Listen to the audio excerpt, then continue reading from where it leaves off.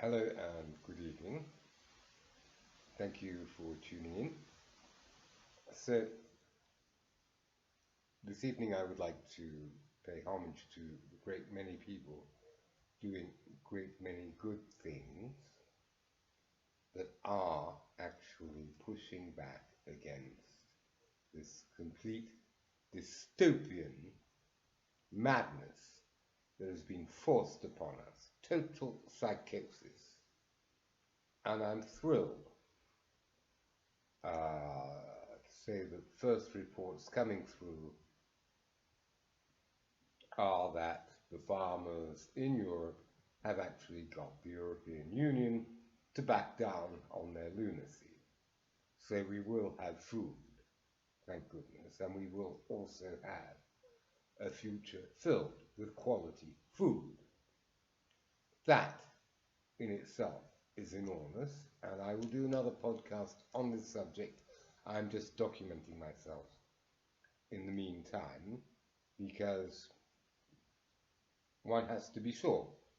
And I have uh, invested in a microphone, awfully high tech, and I am training myself to look at the camera and not look all over the place as I roll my eyes in despair or disgust or both. So, the other homage, I'm sorry if I hadn't paid enough homage. The European farmers have done brilliantly, and we should all applaud them. They're absolutely wonderful. And many congratulations and many thanks because you're saving your livelihoods, but you're also saving our lives, full stop. So we have a lot to thank you for. And I will do another podcast on this subject. Now, the other subject I would like to dwell on briefly is, of course, the famous interview Tucker Vladimir Putin. And I can only say bravo to both of them. These are completely disparate, nothing to do with desperate, disparate people who have very little in common. And Vladimir needed a translator, and he had the earpiece, and he was quite brilliant. He wasn't just brilliant because of his historical knowledge, which was very impressive, and I can confirm, having read France's expert on Russia, Hélène d'Ancos-Carrière, that everything he said was true, and the only reason he didn't go deeper was because the interview was limited to an hour. However, everything he said was absolutely accurate, and there was no exaggeration, no editing. It was short, sharp, and to the point. Now, I also have to pay tribute to Candace Owens because I was looking at all the other reviews of this wonderful interview, and Candace Owens did something that really surprised me. And it surprised me because I was very ignorant of how ignorant the American people are and how spoon-fed they are on propaganda. Now, in one of my last podcasts, I did give a link to how Obama changed the law on propaganda, and if necessary, I can repost that particular link to that particular law, which is Monk David 1948, which came into effect in 49. Right. Anyway, she took 5 takes from the interview. Now, it was very interesting because I didn't know that everybody took for granted the fact that Boris Johnson did rip up the Minsk Accords of 2014, and it took an interview with Vladimir Putin to confirm this. I thought everyone knew that. I also thought everyone knew that it was quite obvious that the CIA and their cronies blew up the Nord Stream pipeline. What I did not know, thanks to Vladimir Putin, was that in fact there are several pipelines and there is one that is still working. And so the German government could actually turn that one on and open the tap, or turn the tap on, and even if it isn't the same debit as the other pipelines that have been put out of order, it would nonetheless calm the economic hemorrhage that's going on in Germany. So that was a nice revelation, and positive once again. And finally, the third revelation that really does make things very clear, and the motivations, the profound motivations of the West, is that the lines of communication have always been kept open to start peace talks. Which does explain why the Russians have been very incremental and very softly, and limiting everything to a very specific theatre. Now, given that they once did actually have Kiev thoroughly surrounded, and they could have wreaked havoc, which they didn't, and they withdrew, and they were betrayed. And betrayal is the story of the United States. George Washington, the first president of the United States, betrayed his king, deserted, and then became a revolutionary, and then became president. Now you might say that the cause justified this, and that's fair enough. Then you go speak to any Native American. Every single treaty signed by the United States was broken by the United States. It's a history of betrayal. And that's just on their own land. When it comes to abroad, it gets a lot worse. Now, the other thing I want to say about Putin is that for someone who had been brought up in the USSR, who was a KGB operative, who distinguished himself through his brilliant karate techniques and managed to use that to gravitate in the ranks of the KGB. When the Soviet Union fell apart, Putin's last KGB assignment was in East Germany, working with the East German equivalent of the KGB called the Stasi. And he was basically there to make things more difficult for the East Germans, who had, of course, mastered the art of defecting, tunnels, balloons. It was all very propaganda and all very, very, very much in favor of the West. And it preceded the fall of the Berlin Wall.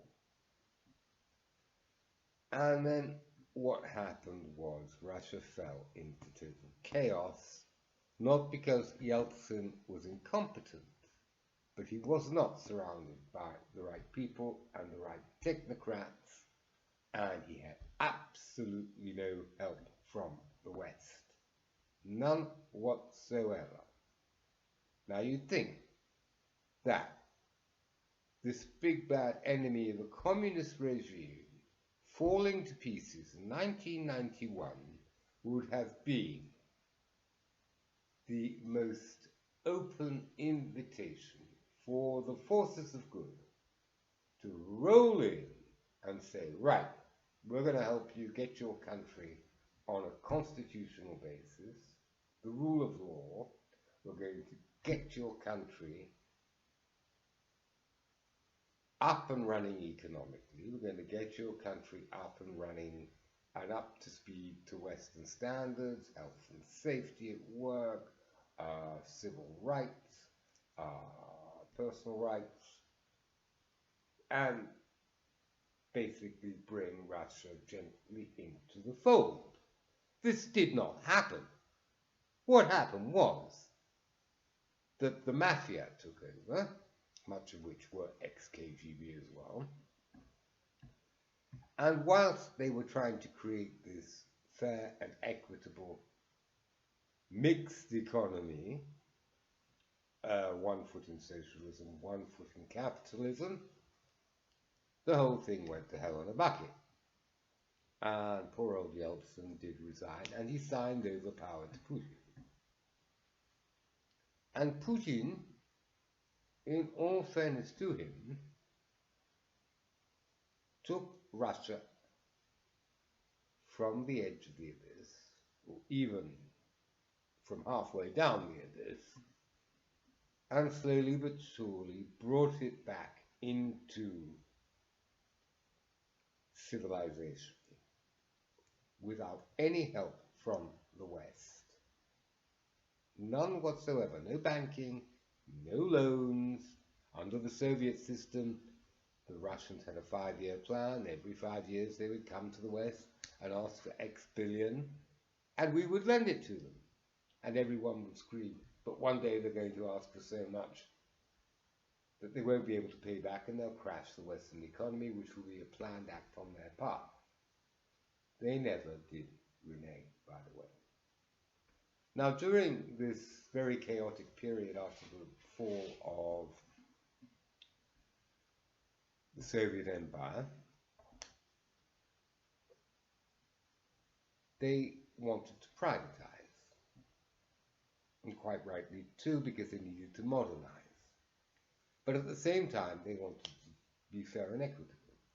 So they gave citizens shares in the nationalized companies, which, quite frankly, we should have done in Britain when we nationalized water, electricity, telephone, etc.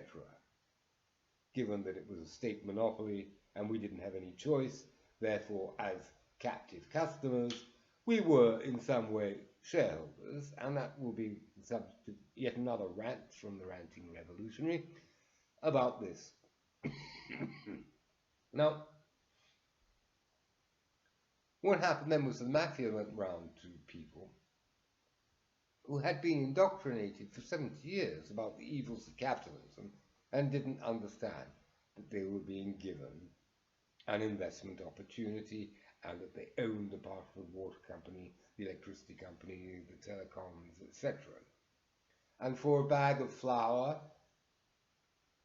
potatoes, etc., they cleaned up and they took over all these state utilities. So the mafia was going legit, in inverted commas. It historically is something one has to know as well. Because what happened was that Putin knew all about this, and at the right moment, at the right time, he brought them into the fold of, no, you're not going to screw everybody silly, and cut their water or electricity off willy-nilly, and raise prices, and do all the stupid things that we see in this country, such as water companies not treating the sewage properly. And we are going to have to do something about water companies in this country. We're also going to have to do something about the fluoride in the water in this country. And anyway, Putin got all these guys to line their ducks up correctly and start behaving in a civilized manner. They could hardly refuse, given that from a state monopoly it had gone to a private oligopoly. So he was holding the cards, and he always had the loyalty of the Russian army. And he had the loyalty of the Russian army because Putin was signed into power by Yeltsin, who was the person who sat on the tanks outside the Russian parliament. And you have a huge segment of history there. So Putin basically gets things up and running, and the Russians will not forget this. It was in total chaos after the fall of the Soviet Empire. and they will not forget how he led them out of this chaos. Now, what we're not told in the West is that he did ask to join NATO, and he was pushed back, not even without here's a checklist of things to meet our criteria. In fact, he's far ahead of any NATO criteria. NATO is a load of propaganda. They can't organize a supply line. They don't have the ammunition. There are videos of NATO admirals from Norway telling the public that they need this, that, the other, basically going on TV with their begging bowl. So NATO needs a really big shake-up.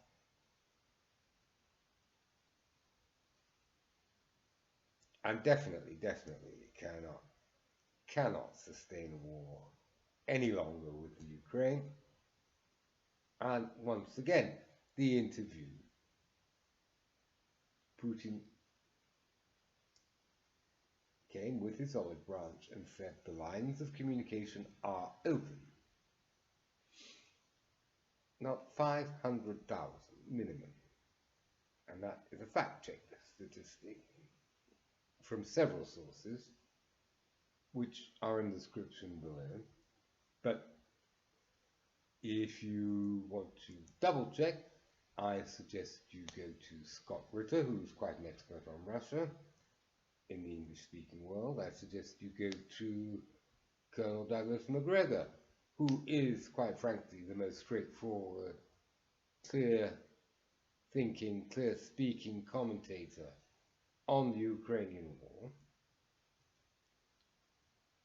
And you can check those statistics. Now, yes, Ukrainians have been surrendering en masse.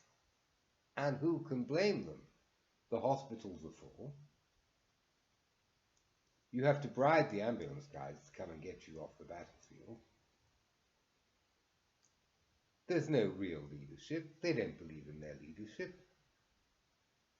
And the other thing that didn't come out of the interview, because they didn't talk about persona non grata, or they did, but very briefly and very charitably, was Zelensky, the ex-Canadian, who actually got elected on an end-the-war ticket. He was then bought and bribed of by deep state, the powers that be, or that were rather, the West, the WHO, the UN, to perpetuate this war. Now, everything is interconnected. Nothing happens by coincidence. And any politician will tell you that. So, if you think you're being hit by a lot all at once, all of a sudden, you're quite right. It is a psyop as well. It is to wear you down. They don't want you to resist. And I can go into a whole load about P60, which is a type of wheat which is just as addictive as sugar or as opium, and how the CIA wants you to eat junk food because that way the stuffing's not out of you. And there is a memo on this, and you can actually get the copy of the memo online. God knows how, but it exists. So Putin didn't go as far as I just have. He just said that the lines of communication for peace are open. Stop sending the arms. He didn't say stop sending the money to prop up this puppet government, which, if I were an American taxpayer, I would definitely say is somewhat expensive. And if I were a Hawaiian living on Maui, I would be absolutely outraged the help the Ukraine gets. And that a so-called wildfire that destroys my house, my livelihood, and everything else, I get a one-off payment of $700 and then just go to the charities? Sorry. Something very wrong. Then you have the southern border. Look at the wonderful work the governor of Texas is doing there. That Texan governor needs a medal. there's the 14th Amendment, the Second Amendment, there are so many amendments. Why hasn't anyone deposed Biden and his cronies? Why? That is the question. It's long overdue. Now, we in Britain have the same problem with the guys coming across in the dinghies. Not in the same numbers, thank goodness. But still, it's a very expensive exercise for the British taxpayer. And they're being put in hotels, just like they are in New York. They're getting every benefit without ever having to contribute to the system before. Now, I would say just use disused barracks. And if we don't have any more disused barracks from the Second World War, then we can just knock up a few barracks in the Orkney Islands,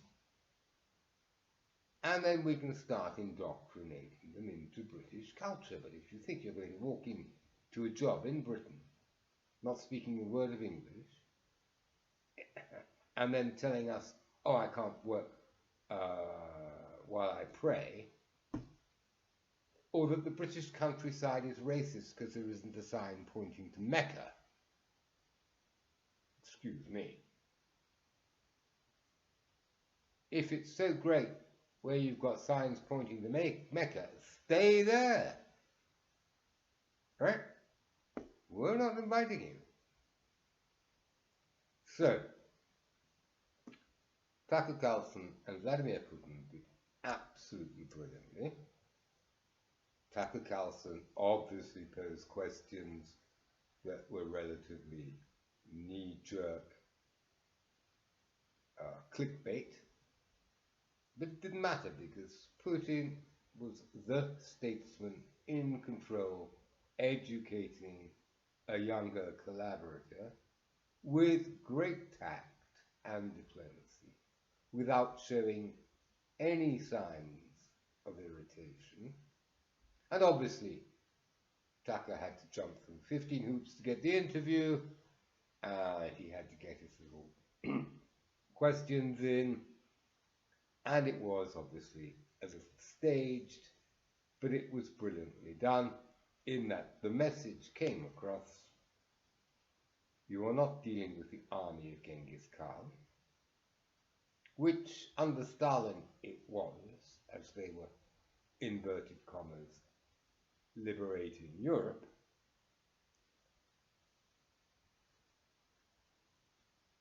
I also think that the American people and the British people should realize that Putin put down a military mutiny without firing one shot and without shedding one drop of anybody's blood. Russian blood, military blood, the Wagner Group's blood, which is a bit like the Foreign Legion, except it doesn't have 100 years of history, over 100 years of history. And I think the West should start to wake up to the fact that they are dealing with a very, very experienced elder statesman who is very, very, very wise, not only on the domestic front, but also internationally. His moves with Brexit are absolutely in keeping with a pro-survival plan for everybody when the dollar crashes yet again and their system crashes yet again. Iceland was the only country in the world to fine the banks and imprison the bankers that had broken the rules. In Britain, they were still getting their bonuses despite the outcry and despite having to be bailed out by the British public, for which, by the way, the British public still have not been reimbursed, and that's another thing we can put on the agenda for when the independents finally start to take courage and stand for election. Right, so Putin also gave sanctuary to Edward Snowden, I don't know, many other countries who were up for grabs on taking a hot potato like Edward Snowden. And my thoughts go once again to Julian Assange. History has shown that he made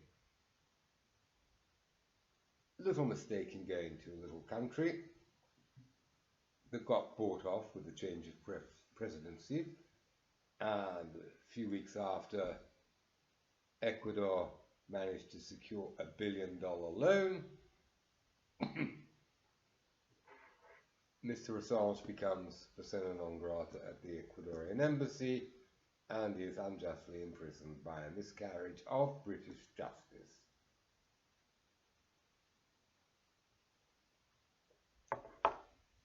So, am I pro-Russian? Well, I love Russian literature, from Tolstoy to Solzhenitsyn and many others in between. I like Russian composers. Having lived in Bulgaria 5 years, there are many leftover things from the Russian or Soviet occupation, including the Russian language, but also Russian food and certain aspects of Russian culture, which, yes, I do appreciate. On the thumbnail for this podcast, there is a picture of Napoleon, and he's on a column, but it's not his famous column from the Battle of Austerlitz of 1804, where it's made out of the melted cannons of the Prussians who lost. It is a column outside a town called Boulogne-sur-Mer on the northwestern coast of France, near a village called Wimereux. And this is where he assembled the Russian army, the French army that was going to invade Russia, because he was thinking actually about invading England. And he worked out that basically we had too many ships, we controlled the channel too well, and so he had to take his army elsewhere. So he is looking towards Russia with his back to England. So the channel and our navy did save us from direct conflict with Napoleon.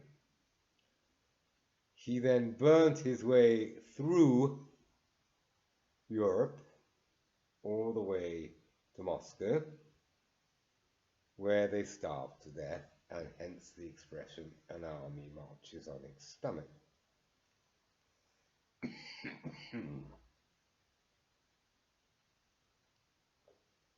Excuse me. Now,